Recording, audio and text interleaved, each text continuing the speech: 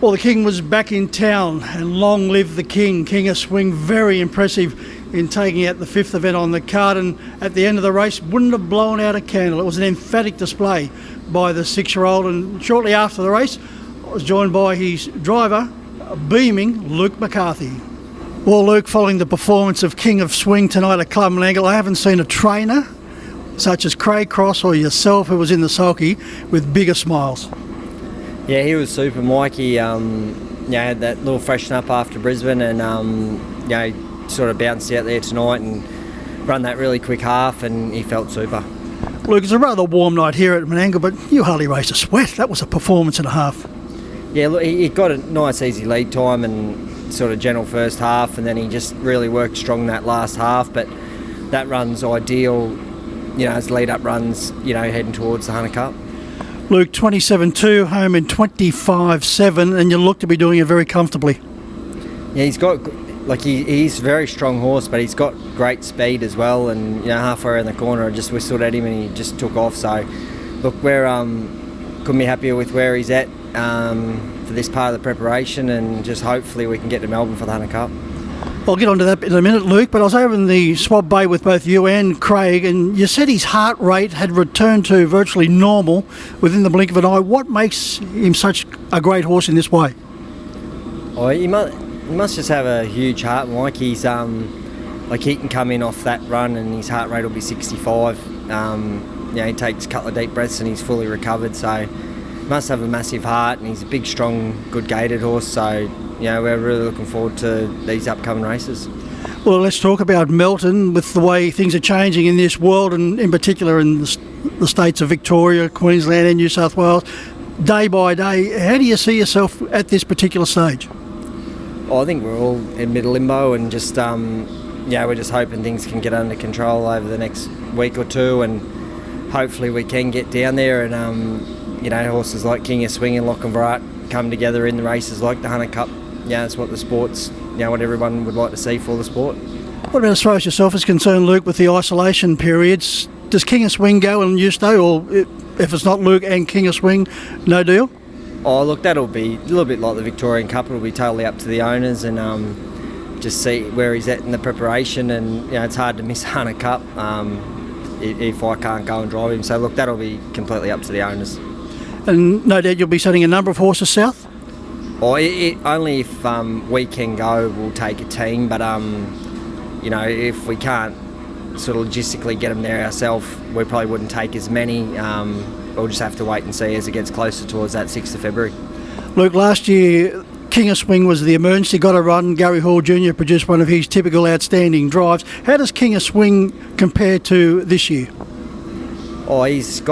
He's just seasoned right up, Mike. He's bigger and stronger again, and he had that preparation through the Hunter Cup and the Miracle Mile, and then he had that lovely break after that, and then he sort of just to get ready, for all these group races now. So we think he's gone to another level, and he's another year older, and he's had that season on that level now. So look, we're really looking forward, to obviously like the Hunter Cup and Miracle Mile.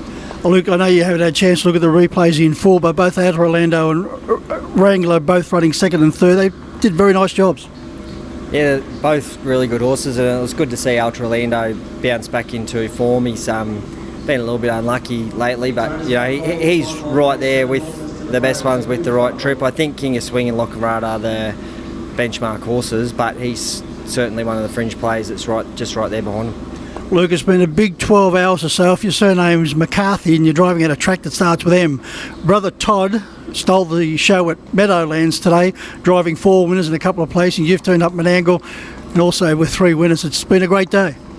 Yeah, Todd's going so well. He's I think everybody sort of expected him that he'd just adapt to that style of racing very quickly, which he did, and he's established himself as sort of one of the best drivers in North America now, with up there with Dexter and Andy and T-Trick and Gingras. So look, he's going to be getting a lot of good drives as stake season comes around, and he's a natural and he's going super.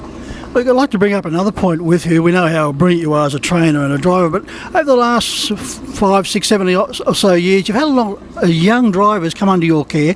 Matt Brew, who now has a Miracle Mile trophy. Jack Callaghan's going from strength to strength.